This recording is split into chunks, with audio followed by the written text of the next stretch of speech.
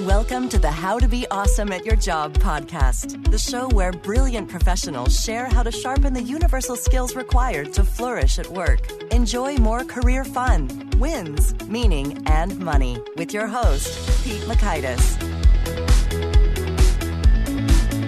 Hello, and thanks for joining us here for episode 477 with Diane DiResta. Diane is a professional speaker who helps people speak more professionally. How's that for meta and boosting confidence and all kinds of good things there? So you'll learn 1, why knockout presentation skills are essential to your career.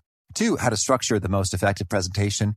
And 3, an effective way to overcome your fear of speaking. So if you want to check out the show notes or the transcript or the links to items we've referenced, it's at awesomeatyourjob.com/ep477. Now here's Diane's story. Diane DiResta, CSP, is founder and CEO of DiResta Communications, Inc., a New York City consultancy that serves business leaders who deliver high-stakes presentations, whether one-on-one, in front of a crowd, or from an electronic platform. A certified speaking professional, she is one of only 12% of speakers to hold that designation. She was president of the New York City chapter of the National Speakers Association and former media trainer for the NBA and WNBA. Thanks to Diane for spending some time with us, and thanks to our sponsors. Check them out. Diane, thanks for joining us here on the How to Be Awesome at Your Job podcast. It's great to be here, Pete. Well, I'm excited to dig into your wisdom. And so you have done a whole lot of work serving business leaders with their presentations. So I want to hear maybe your backstory for how this came to captivate your fascination and attention. Well, I didn't plan on doing what I'm doing. I actually was going to be a high school teacher of English, my favorite subject. There were no jobs at that time. So I became interested in speech pathology. So I started out as a speech pathologist, and I remember taking the first public speaking course. I needed a 3-credit course, finally got it. And I remember the first speech, that introduction speech where you have to talk about yourself. Well, I was very nervous, and I remember getting up and sitting against the professor's desk, and the more I talked, the faster I got and the more nervous I got. But I thought, well, maybe nobody will notice. And then just as I was winding down, I heard this stage whisper in the back of the room, and she said, "Look, her shoulders are shaking." Well, I wanted to run out of that room so fast and never come back, but I did. And I stuck it out and I got a B in the course. So I was not a standout. And if you had told me then that today I would have my own business, DiResta Communications, working with leaders and executives in Fortune 500 companies and speaking on 5 continents, I would have laughed. I had no inkling. Today, my company specializes in 3 areas: presentation skills, communication skills, and media training. And it all comes under the larger umbrella of executive presence. So we show up through keynote speaking, seminars and workshops, one-on-one executive speech coaching.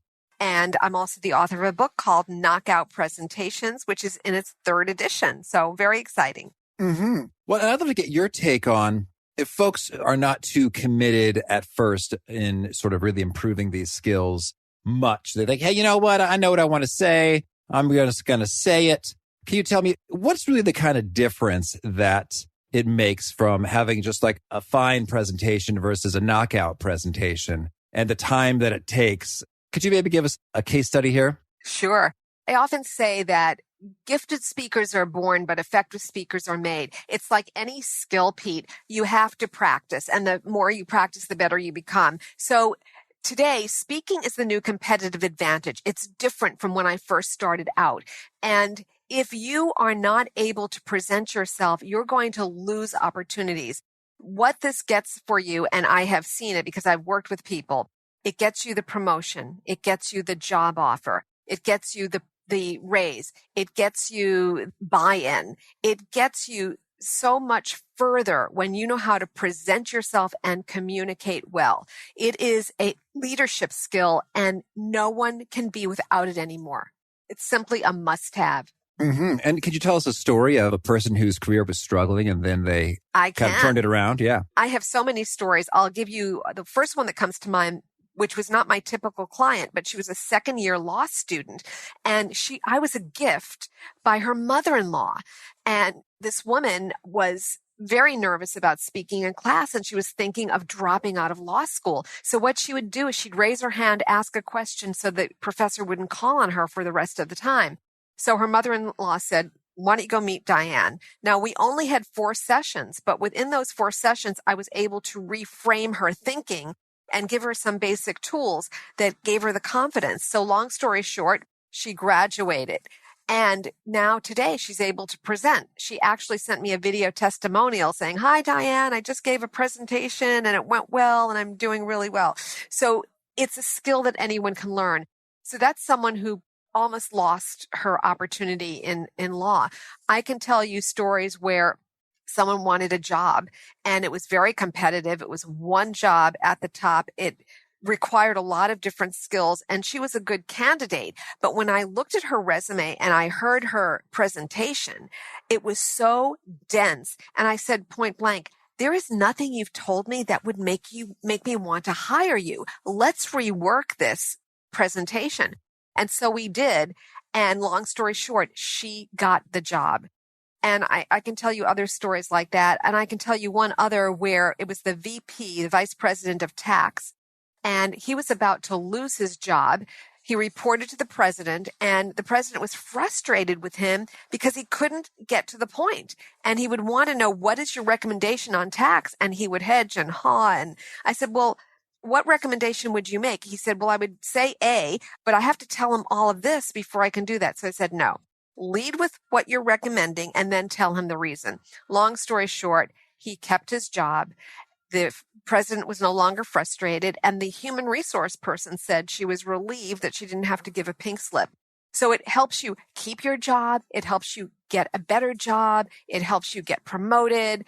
It helps you ace the interview. There are so many benefits. Oh, those are some great stories. And I like that notion that you know a lot of things, you feel the need to say a lot of things, and no, that's really not what the person on the other end wants to hear. You mentioned that the presentation was so dense and there was nothing that made you say, "I want to hire this person." Mm-hmm. Can you tell me a little bit about dense and how that's a bad thing? Oh, this is so common. In fact, I had a conversation with a reporter from the Wall Street Journal, and she said, "Diane, what's happening in your business?" And I said, the last few executives I worked with had trouble getting to the point, and a couple of them were CFOs. They were high level. And that ended up becoming an article, and I think it was called "Talkaholics Can Kill Your Career, Your Promotion, and something else, your presentation." Long story short, when I have worked with people, they tell them too much. That's the big thing. They get stuck in the weeds. The first thing you want to know is, who's in front of me? What do they care about? And how do they like to receive information? And then you tailor your message to their style. And less is more. And here's why. If they want more information, they'll ask for it. Just like that vice president of tax. He had a 5-minute presentation, and it was going to be by phone with the president. And I said to him, "All right, let's practice this. You cannot go over your 5 minutes." And he said, "Okay." Well, afterwards, I followed up and said, "How did it go?" He said, "Oh, I think it went well, but I was on the phone for about an hour." I said, "What? What happened?" And he said, "Well, I talked for 5 minutes, but then the president kept asking me questions." And I said, "Congratulations. Better to be invited to stay at the table than to be asked to leave." So give them what they need to know, not everything you know. And I'm going to repeat that because it's so important. Give them what they need to know, not everything you know. And when you are crisp, they actually retain more. Keep it simple, keep it short. Mm-hmm. And so when that notion of give them what they need to know, do you have like a systematic way that you go about identifying that? Well, this is where you need to do your homework. It's hard to go in cold and not know someone, but let's say you do. Then you want to engage them in a short conversation, ask them some questions. What are you tackling with? What's important right now, et cetera, and then start with what's important to them. And I have a whole process that I put people through in how to structure and organize your talk and your message. I call it listener-centered communication. It's chapter 7 in my book. And what most people do, one of the big mistakes is they're speaker-centered, not listener-centered. So they start with what's important to them. "Good morning. Today I want to talk to you about my idea."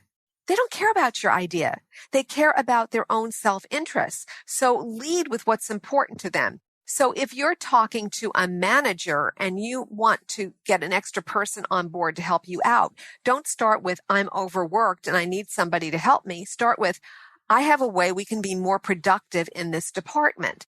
That's a hook, a grabber. And so when you lead with that, now you have the listener's attention, because what do managers care about? They care about productivity. Now that you have that person's attention, you can lead them down the path of how you came to that, what the problem is, and how you have a solution. And you can do it in a really short period of time.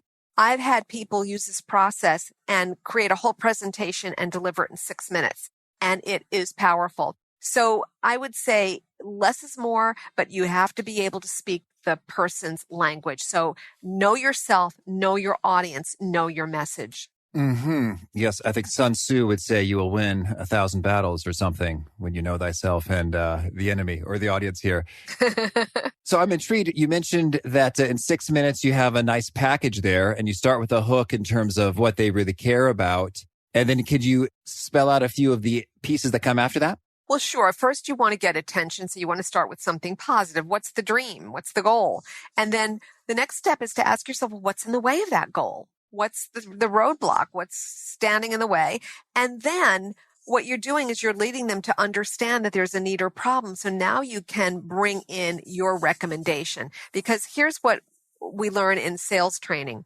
Until someone recognizes that there is a need or a challenge, they don't have any reason to buy or to act. So we really need to paint a picture of that need or that current situation. Only then are they open to hearing your solution. And then you need to talk about the benefits to them, not to you. Here's what we'll gain. We'll be more productive. We'll reduce time. We'll we'll be compliant with our paperwork. Our customers will be happier. What are the benefits that manager cares about? And then here's the thing that people need to know. You need to give them the overview or the agenda, and then save the details for the middle. So if I go back to what I said about not getting to the point, I've seen a lot of people start with details. And when you start there, you get lost. Right. So in my book, I have a picture of a speech sandwich. And so if you think of a sandwich, let's say a Kaiser roll, the top of the bun and the bottom of the bun are probably the same dimensions, but the thick part is the middle. So I always say, keep the meat for the middle. Save your details for the body, not the beginning. Yes. And so I'm also curious to hear a bit about, you talk about you have to show a need or challenge or problem. And I'm thinking about, selling from pain. It tends to be often work better, a painkiller versus a vitamin. So they say. Yes. Sells better. So I'm wondering if things are already going pretty well, and you've got an idea for making things go, even better. How do you think about that with regard to painting it as there is a barrier or obstacle or need? When it's like, no, things are going great and we're going to make it even better. Well, that's it. It's raising the bar. It's being even better. So, we're doing great. We're really crushing it. However, it's just a matter of time before our competitors can do the same, or it's just a matter of time before this gets old. We know today you have to continually innovate. And I'm seeing a trend, or I see an opportunity that I'd like to talk about to you. So, people understand, if they're innovative, that times are changing. You have to move quickly. You have to be nimble. So that's really the issue. We're great. We cannot afford to sit on our laurels right now. We're, crushing it, but we've got to be nimble. So here's what I'm seeing as the next step. Okay, cool. And I want to follow up a little bit more on your law student story. So this person had extreme fear about speaking up in class, but through some reframing and tools, you conquered it. That's great. So how might the rest of us do that? All right. Well, here's what I know. If you are nervous, you are being self-centered, because it's all about me, myself, and I. Oh, I hope I don't trip. Oh, I hope I don't lose my train of thought. Get over yourself. It's not about you. It's about the audience. Change your focus. Change the picture that's in your mind. That's the first step. And when I work with people, I work in two ways. With skill set and mindset, but first mindset, because fear and anxiety begin in the mind. I know that if you're nervous, and I'm not talking about the little butterflies, we all get a little bit of that. But if you are really nervous, it means that you're living in the future. You are envisioning everything that can go wrong. So what you need to do is come back to the present and be here with the audience. And the best way to bring yourself into the present is to focus on your breath. So we work on breathing exercises to get you back into your body. Now, there's no excuse or substitute for lack of preparation. I can't do anything if you don't prepare, but assuming that you know your message and you've practiced and you've prepared, the rest is just mindset, going out there, doing it. Now, the other thing is people think that they shouldn't be nervous. They get those butterflies and they think something's wrong. No, that's adrenaline. It's a good thing because what adrenaline is doing is getting you ready for a performance. And I'm sure people who are in sports have a little bit of that too. It's helping you to get over the finish line. So start to think differently about what happens. Now, here's the other thing, Pete. You need to reframe what happens in the moment. So for example, what is the self-talk that you're hearing in your mind when you're watching the audience? Too often we give so much power to the audience. We make them our enemy and they're not. They're really on our side. They want us to succeed. So I remember I was speaking at the Voice Foundation and I was talking to speech scientists and doctors and voice therapists on public speaking skills. And I was saying things that were not popular to them, like don't read your slides, don't read your research papers. Mm-hmm. And at one point, this man right in the front opened his laptop and started typing. And I thought, oh no, he's bored. He hates what I'm saying. And in that moment, I caught myself and I said, no, I think he's taking notes on what I'm saying. Now, to this day, I don't know what he was doing, but I had a choice to choose the story I was going to tell myself. And we all have that power. By the way, if you see someone who's looking negative or hostile, stop looking at them. Go look at the friendly faces who will give you that support. I have a client who I worked with on her keynote, and I went to see her, and I was giving her nods and thumbs up. And she told me the other day, it was so helpful to have you in the audience, Diane, because I saw those signals and it gave me confidence. So look at those people who are going to be your true believers. Mm-hmm. And I love that notion of, you create stories and interpretations of events, and then you feel emotions based upon those. I remember I was camping, and then on our final night, my tent mate, Brad, was packing up, and I noticed he really wasn't saying anything. I was like, oh man, is he mad? Did I elbow him in the night or snore or upset him in some way? Cause he's not really saying anything to me. And then I asked him a question, and then he whispered a response. I was like, oh no, he's just being considerate of the other people in tents nearby. So it's not good thinking, Brad. And it's just like I'm in my own little world sticking things in a backpack. And so that's fascinating how we instinctively do that. We interpret something, we make stories. So how about make it a great one that helps you out? Exactly. There are the facts of what's going on, there are situations, and we decide what story we tell about it. Mm-hmm. That power is in your hands. Everybody can do that as speakers. And if something does go wrong, and let's say you didn't have a great experience, you can learn from it. You don't have to beat yourself up. Find something that was effective. And it may just be, I stepped up and I tried. Good. Now you know something new for the next time. But keep going. Speaking is such an important skill. I can't emphasize enough how important it is to your career. The whole idea of executive presence, you will be judged on your executive presence. How do you come across visually? How are you dressed? How is your tone of voice? How do you use language? But most importantly, I found one of the keys to success in executive presence is people who have executive presence are fully aligned with their body, their tone, and their words. What that means is their body, tone, and words are giving off one consistent message. Because when one of these goes out of sync, now you've given off a double message, the audience gets confused, and so then body language becomes the default. So work on these three areas so that you're congruent. And that's what builds credibility, and that's what builds trust and ultimately confidence. Mm-hmm. And that makes a lot of sense in terms of, okay, with body tone and words are in alignment there, then it just seems like you have integrity. Like, oh, this guy really believes what he or she is saying. Exactly. And it packs a bit of a punch. And sometimes you believe what you're saying, but it's not coming across in how you're holding your body or your tone. It's like a question when you're actually pretty certain based on your deep research that this is the right way. And that's why having a coach is so critical because that coach can point those things out. Because a lot of times people don't know what they're doing. I thought I gave it my all, I prepared, but why aren't I coming across in a certain way? Oh, let me show you on the video what happened.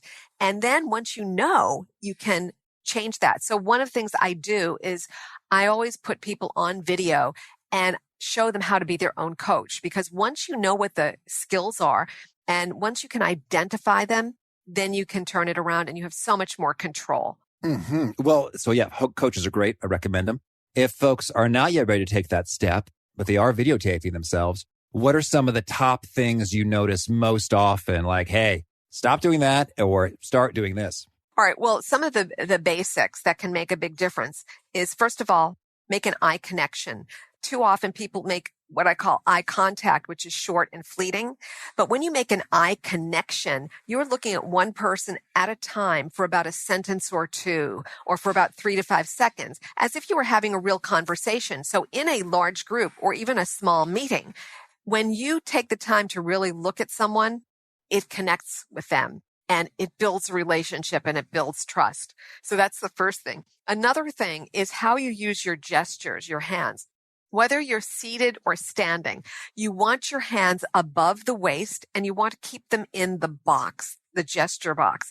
And that is that your power space is from your face to your waist. So get your hands waist high as soon as possible. If you're sitting at a meeting table, put your hands on the table. They should be visible because hands that are below the waist make you look tentative or not looking confident. Or like you have a weapon and that's threatening to us humans. Yes, but as soon as you bring them up, you look much more confident. So that's one thing. And then gesture. You want to have gestures, but you don't want to be in perpetual motion. So have a rest position that you can come back to. Certainly. And that's interesting. So the waist is quite common, I think, for hands to fall below the waist. They're sort of just there. If you're standing on stage or if you're standing, it's common for hands to just sort of be at the sides. But you're saying that's not so much a powerful place to be. No, it's not powerful. If you're there, get your hands up as soon as possible.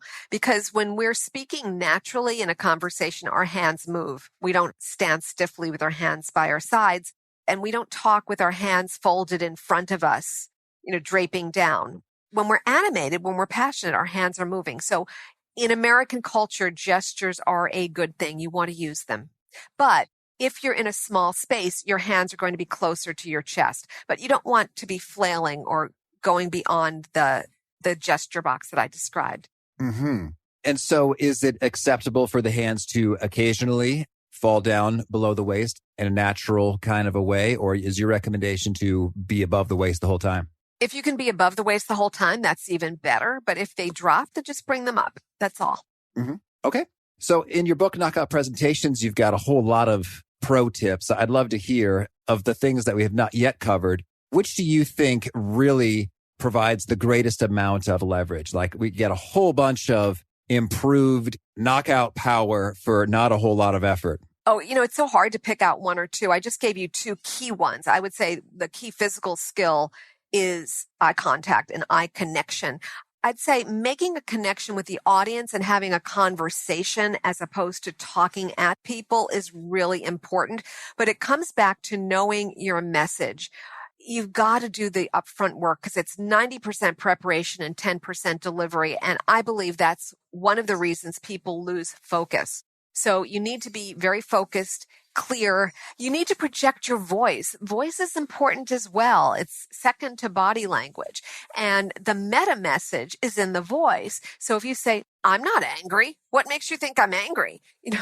That's the message, not the words.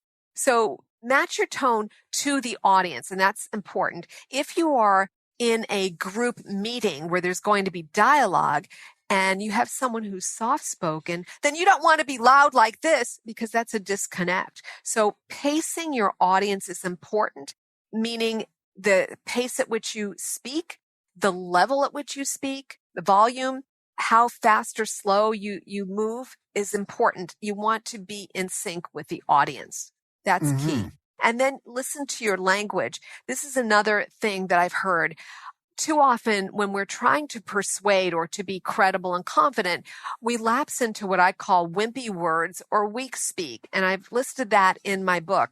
So hopefully I've convinced you, and maybe you'd like to meet with me because this is sort of a good idea. And I feel if you're presenting like that, even if you have the greatest invention, nobody's going to buy into it because you don't believe it. So when your goal is to persuade, you want to use powerful language. It's not if, it's when or by. Don't use words like hopefully, not I feel, I'm confident.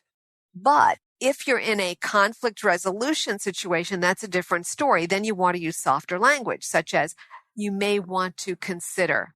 So everything is situational. And I'd say that's another key to giving a knockout presentation. Knockout presenters size up their audience, they meet them, they pace them, and they speak their language. So if you're speaking to someone who's very proper and formal, you don't want to be using a lot of slang.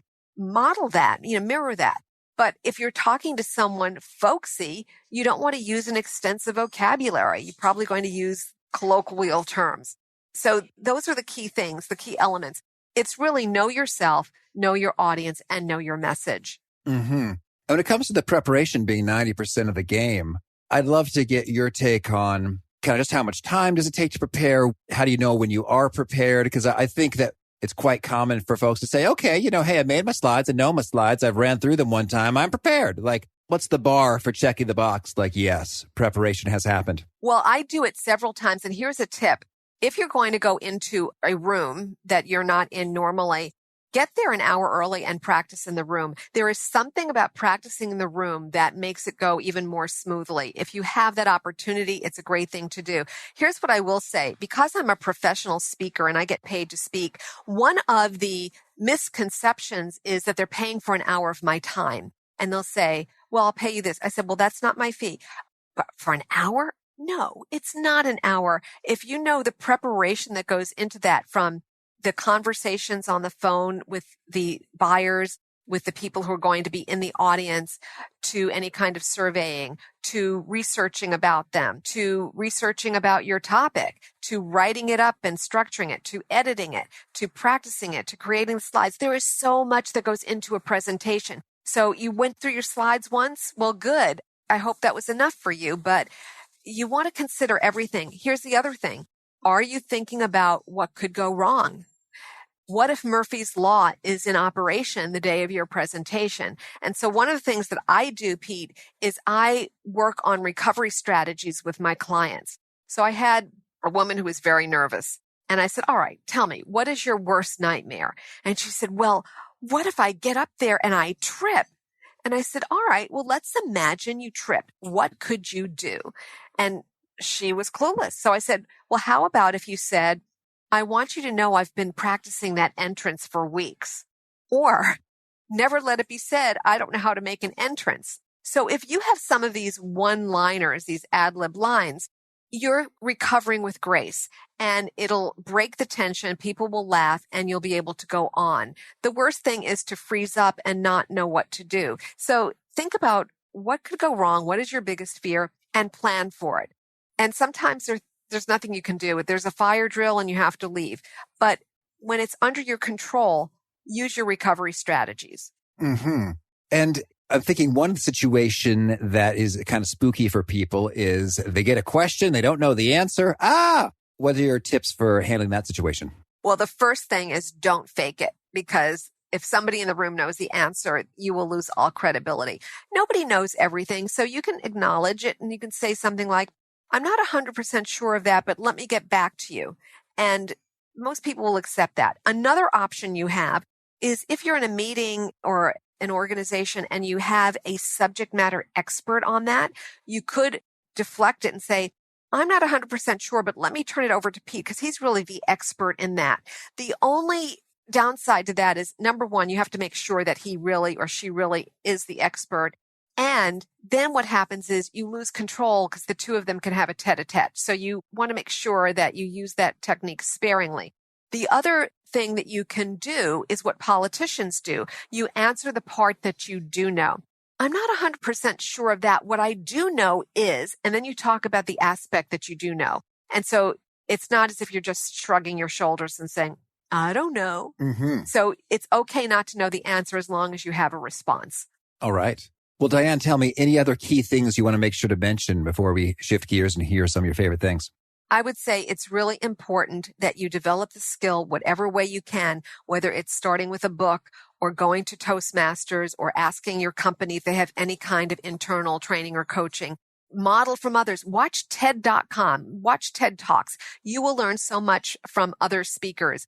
And start slowly. Volunteer to speak, whether it's a lunch and learn or in your community, but you need to be out there practicing. It's like a skill. It has to be used. All right. Well, now could you share with us a favorite quote, something you find inspiring?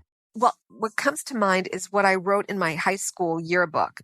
Quitters never win. Winners never quit. Mm-hmm. And how about a favorite book?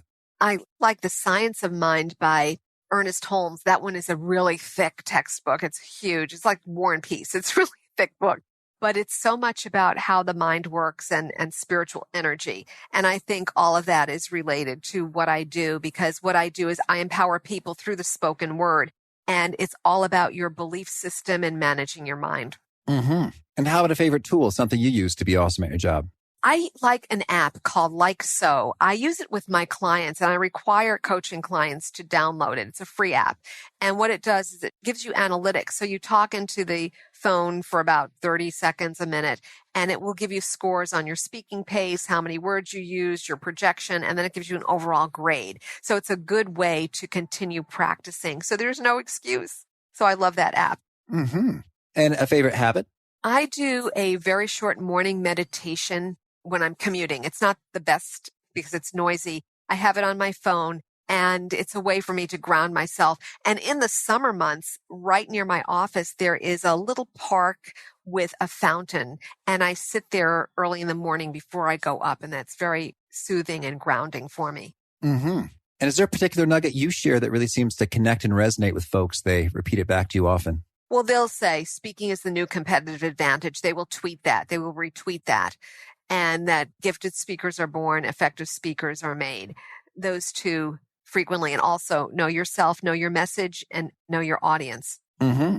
And if folks want to learn more or get in touch, where would you point them? The best place is my website, DiResta.com. That's D as in David, I, R-E, S as in Sam, T as in Thomas, A, DiResta.com. And there is a free gift there, although that's redundant because gifts are not charged. It's a free audio course called 7 Deadly Mistakes Speakers Make and How to Avoid Them for Maximum Success. It's a series of audio emails. So you're invited to download that. And you can also find my book, Knockout Presentations, there as well as online and in bookstores. Lovely. And do you have a final challenge or call to action for folks seeking to be awesome at their jobs? Yes, do it. If you want to be awesome at your jobs, you have to be able to be a good presenter. There's no question about it. So whatever you need to do, make a commitment before you get off this call. Write down what you're going to do to raise the bar on your presentations and your communication. One thing you can do, go to my YouTube channel. I have 110 videos on there. youtube.com/Diane DiResta. That's one thing that you can do right away. You can get books. You can go to Toastmaster, but do something to raise the bar on your speaking. Mm-hmm. All right. Well, Diane, thank you and good luck with all your presentations. Well, thank you. I hope you'll be a knockout presenter. Boy, the thing that Diane shared with me that really stuck and resonated and I think can be a fantastic mantra whenever you're planning out a communication is give them what they need to know, not everything you know. And this kind of reminds me of resumes in terms of you've done a lot of work, you know a lot of things, you've had a lot of experiences producing that piece of work, doing the research or having sort of career experiences, and you want to share it all on that resume, but then it gets too cluttered, it's unfocused, and it doesn't really get the job done for that particular position you're after. Likewise, you can find yourself in that place where you've done a ton of detailed knowledge collection associated with a topic. You're ready to blow them away with everything and you want to show them and prove that you've worked hard and you know some stuff, but really that gets in the way. So I like to think about it in terms of what must they know to make a decision or whatever their goal is, and then how could you convey that succinctly and powerfully. And then when they're asking you the questions, you're just all the more in demand. They appreciate that you've leveraged their time. and you seem super knowledgeable when you've got all the right answers in your back pocket because you didn't put them up front, and it's appreciated, and they're begging for more, which is a good place to be in terms of engaging communication. So if you want to check out the show notes or the transcript or the links to outlines we've referenced, it's at awesomeatyourjob.com/ep477. If you haven't already, I hope you'll push subscribe. You'll catch our next guest. It's Randy Greaser, and he is talking about how to have great cultures, the key ingredient, and a lot of it has to do with caring. Once again, an important theme. One sponsor to check out is Harvard Business Review. This brilliant magazine, published at hbr.org, is the leading destination for smart management thinking. Fun fact, HBR has been mentioned in 108 episodes of the show. That's because HBR has great stuff that comes up often. They've got explainer videos, podcasts, real-world case studies, and much more. I think of HBR each night that I put on my special orange glasses. Their article, Will Blue Light Glasses Improve Your Sleep?, revealed that those who wore them reported better sleep and a 7% improvement in work performance as compared to those who wore the sham glasses. So I cite HBR anytime anyone tells me that I look silly wearing them. Now, much of HBR's content is available for free when you sign up at their site. Subscriptions that get you unlimited content cost $10 a month. If you visit hbr.org/subscriptions and enter the promo code AWESOME, you can save 10% off of that subscription. Again, to save 10% off of your HBR subscription, go to www.hbr.org/subscriptions and enter the promo code AWESOME. Peace. Thanks for listening. To get the most out of the show, we recommend 2 key things. First, check out the extra resources at awesomeatyourjob.com. You can find this episode's transcript and links, as well as the perfect episode for your situation. You can search the full text transcripts of hundreds of episodes or explore episodes tagged by topic and competency covered. Second, subscribe to the podcast and get future episodes automatically. You can subscribe by telling Siri and several other smartphones and speakers, subscribe to the How to Be Awesome at Your Job podcast, or by tapping subscribe in your podcast player of choice. If you'd like some extra help figuring out podcasts and how subscriptions work, visit awesomeatyourjob.com/subscribe for guidance. Hope to catch you on the next episode of How to Be Awesome at Your Job.